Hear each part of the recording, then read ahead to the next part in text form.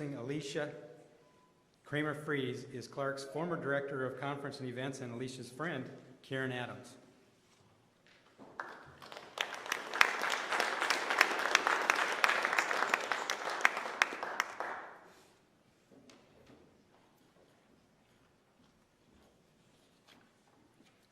Good afternoon.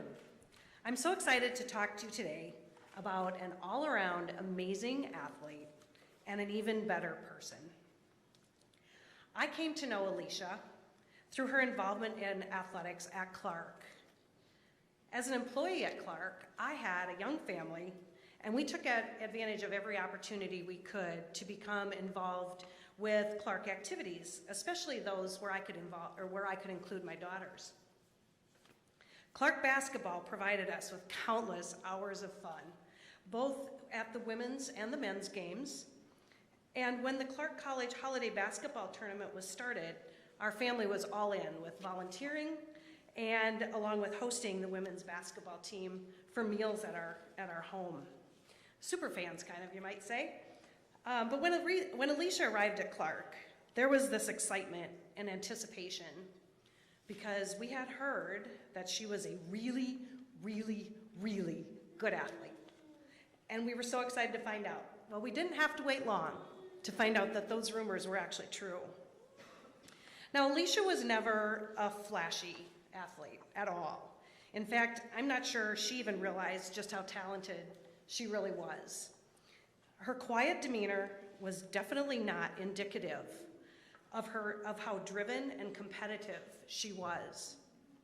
But once she stepped foot on the court, her passion for the game and her determination for domination was clearly evident. Let me share some highlights of Alisha's achievements. She started all 24 games in her first year, leading the team in scoring with 19 points per game and 41 three-pointers for the season. She was so amazingly good at that long shot. She averaged 4.7 rebounds per game, had 60 assists, and 22 steals. And the team went 17-7 that year and won the conference championship. During her second season, she again led the team in scoring, averaging 18.2 points per game. She ranked second in three-pointers with 28 and finished the season with an average of 5.4 rebounds, 37 assists, and 22 steals. Now, we all gained a new superfan in her second season, her son Jackson. Alisha embraced motherhood with a passion while still excelling at her academics and continuing as a stellar athlete. But Jackson became everybody's baby during the games. And it came really close to being more of a reason to go to the games than the games themselves. I mean, the games were still fun and they were still exciting, but holding and spoiling Jackson made it even better. And my girls loved fussing over him. But back to basketball. It's easy to see why Alisha earned all-conference honors in both of her seasons at Clarke. Her 18.6 career scoring average is the highest in program history. She also shares the school record for points in a game at 41 and owns 3 of the top 10 single-game scoring totals. Alisha shared the MVP honor with 2 other players in her first season and was the standalone MVP in her final season. And as if her stellar career in basketball wasn't enough, Alisha also shined brightly in the 2002 season on the softball field. Alisha led the team in batting average, doubles, and triples, and was second in RBIs, hits, and runs. That's pretty darn good. As a pitcher, she was 5-6 with a 4.67 ERA and earned all conference softball honors that year. Now, we didn't go to the away games, so we'd often watch Jackson while the team traveled. During one of those times, Alisha, as a pitcher, was the unlucky recipient of a line drive to the face. I'll never forget when they showed up at the door to get Jackson. The painful swelling on Alisha's face and the pained look of empathy on Eric's face. So I mentioned that I was going to talk to you about an all-around amazing athlete and an even better person. We've covered the athlete, so let's chat about the person for a moment. After graduating from Clarke, Alisha launched her career as a PE teacher and coach here in Dubuque. Alisha is highly regarded among her peers, and she is caring and compassionate toward all of her students, regardless of whether they have ability challenges or they're a top-rated athlete. As a coach, Alisha not only teaches the sport of softball, but teaches her players how to navigate the sport of life. As a proud mom, she manages her successful career along with all the responsibilities of the growing Frese family, which now includes more superfans, Cora and Ensley.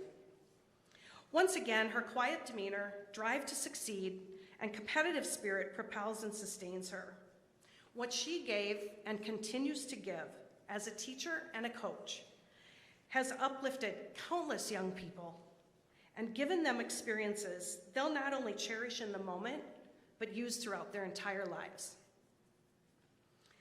After one particularly difficult loss as softball coach at Hempstead, Alisha remarked, "There's always going to be a winner and a loser. The sun will rise tomorrow, family will still love them, and their friends will still be there. But all I asked of them was to give it their all, and they did." I am so humbled to have the honor and privilege, of introducing my friend Alisha Frese on this day of her induction into the Clarke Athletics Hall of Fame.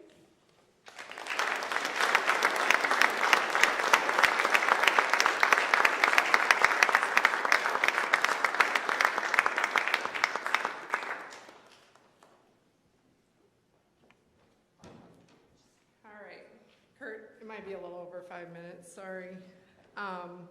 Many of you probably wonder why I only played 2 seasons of basketball and 1 of softball, so I'm gonna kind of explain that all to you now. First of all, Karen, thank you for the introduction and also to the Clarke Hall of Fame. I'm going to share my little story now. I'm gonna start with, what is a path? One of the definitions states is the course or direction in which a person or thing is moving. If I were to describe my path or journey to Clarke, my course would be filled with many twists, turns, detours, bumps, and delays. If you happen to see in the media release or heard in the introduction, I graduated and walked from Clarke in 2003. My path began at CPU, where I graduated in 1995. And that's right, you heard me correctly. If you do the math, that means I graduated from college 8 years after high school, and I'm not a doctor. My journey and love for athletics began at a very young age. I grew up in the small town of Urbana, Iowa, where I went to many of the high school games watching my uncle, cousins, and athletes I looked up to. I also tagged along with my dad and watched him play in many men's leagues for both softball and basketball. My grandparents lived 3 houses away and had a full court basketball court where I played in many pickup games with people much older than me. I got involved with Little League softball and town basketball when I was in the 2nd grade, and along the way I played ASA softball and AAU basketball, and definitely not as much as what kids play today. In high school, I participated in softball, basketball, volleyball, and track. I was lucky enough to have a very talented group of girls in my class, and we were very successful in all sports. In 1985, while I was in elementary, Urbana switched to the sport of 5-on-5. As young kids, we started going to open gyms, learning the game. But in 1990, our school merged with Center Point, and their conference was still 6-on-6, so we had to switch back. In 1994, the entire state switched back to 5-on-5. We were one of the very few teams to have played in the state tournament for both 6-on-6 and 5-on-5. In 1995, my senior year, we were lucky enough to win the state championship of 5-on-5. I was an 11-time All-State athlete in 3 sports, but that was not what was important to me. I was honored to be part of a team, something bigger than myself, and knew I wanted to continue being part of another team or teams when I went on to college. When it came to decide where to go to college, I had many offers, from JUCO to D1. D3 was not on my radar. I really had no idea what I wanted to do and didn't make my final decision until March of my senior year. I signed with Northwest Florida, where I was recruited to play both softball and basketball, but my softball coach encouraged me to just play softball since we had 30 fall game season and 80 game spring season, so that's what I did. Sorry. Should have printed it. After a year at Northwest Florida, I decided to transfer to Kirkwood after a coaching change at Northwest Florida and many ineligible teammates. At Kirkwood, Coach Mole, who is still there, and an amazing basketball coach who just won the national championship, was also the softball and basketball coach when I transferred back. He tried and tried to get me to play basketball again, but I said I was not going to after sitting out a year. After my sophomore season ended, I was short on credits because of transferring, so I decided I was going to stay another semester and then transferred. But then another twist. I ended up following Eric to California, where he coached at Porterville Community College. I finished up my semester there and played volleyball. I also coached the college softball team and was their pitching coach. But at the end of my volleyball season, I had surgery and thought I was done playing.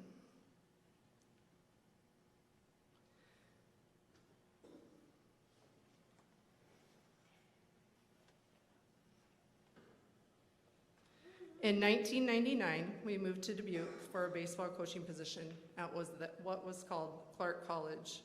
I was planning on just going to school, but after shooting around in the Kiel Center and jumping in on some pickup games, Coach Cool and some of the basketball players talked me into going out for basketball. Not playing for 4 years and an injury, it took some time to get back into shape and feel the flow of the game again. We ended up having a great season, but then another bump in my path appeared, literally. Not too long before regional, I learned I was expecting. I finished the season and chose not to play softball because of the risk. On October 14th, 2000, I brought my firstborn son into the world, Jackson Henry. I took the entire year off of school and worked full-time and attended as many Clarke basketball games as possible so I could watch my younger sister play. In 2001, I wanted to push myself and try to play the final year of eligibility. With my son less than a year old, I started back to school. I played both basketball and softball. This would be my first year of softball at Clarke. There was a new head coach, Coach Clarke at the time, now LaPlaca, who was the same age as me, and we played against each other in high school. There were only 11 players out, and we had to recruit 2 basketball players to play. One of the basketball players was asked to go to right field at the first practice, and she said, "Can you tell me where?" So that kind of tells you where we were at that season. After a pitching injury by one of the pitchers, I was asked to pitch, which I hadn't done since my senior year in high school. I had caught and played infield at my previous colleges, so when I heard the 5 and 6 pitching record, especially being a pitching coach, broadcast, I thought, oh no.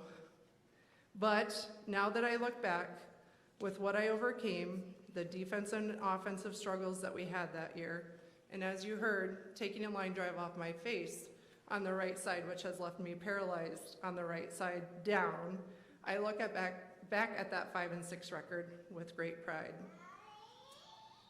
My path to Clarke and the journey while here has been bumpy, but I wouldn't change a thing. The Clarke community made me feel like home. Our family spent 10 years here, and I had great coaches, wonderful training staff to help with many injuries, and sometimes babysit. We had amazing fans and faculty, like Karen, who were at almost all of the games and supported us outside of athletics. When I started at Clarke, I decided I wanted to become a teacher. I chose kinesiology, otherwise known as PE. With the help of some wonderful teachers and mentors, I fell in love with the profession. Coach Davidson, longtime basketball coach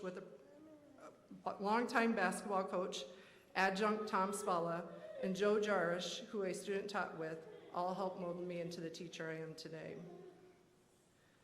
The Clarke community has helped give me the opportunity to teach over 3,000 students, over 1,000 student athletes in both the Dubuque and Cedar Rapids area. I have coached softball, volleyball, boys and girls basketball, and have officiated for over 10 years. I am proud to know that many of the students and athletes I have been a part of have gone to school and/or to play athletics here at Clarke, including my fellow inductee's wife, Jordan, who played for me and then went on to play at Clarke. Why did I share my long path? Because it was a long road to figure out where I belong. Clarke ended up being the place where my life came together, and no matter the struggles or team records, I was part of something, competing and pushing myself to finish and never give up. Some of my favorite memories include the holiday tournaments, having the nickname of Grandma, having my son around the games I love, my grandparents making it to a game, the friends I met, connections with family, and being able to walk at graduation with my sister. I would like to thank my family for always being there at my events through the years, my dad and sisters for the countless hours of catch and rebounding, my mom and my late stepfather, who just passed, for helping watch Jackson while I played, my in-laws and my mother-in-law, who recently just passed, and to all of those at Clarke who influenced my life to help lead me to a life to influence others. Thank you again to Karen for all that you did for me while at Clarke, and taking the time to introduce me today into the Clarke Hall of Fame and the invitation into the Hall of Fame today. To my little immediate family, thank you and I love you. In closing, do not go where the path may lead. Go instead where there is a path and leave a trail. Thank you.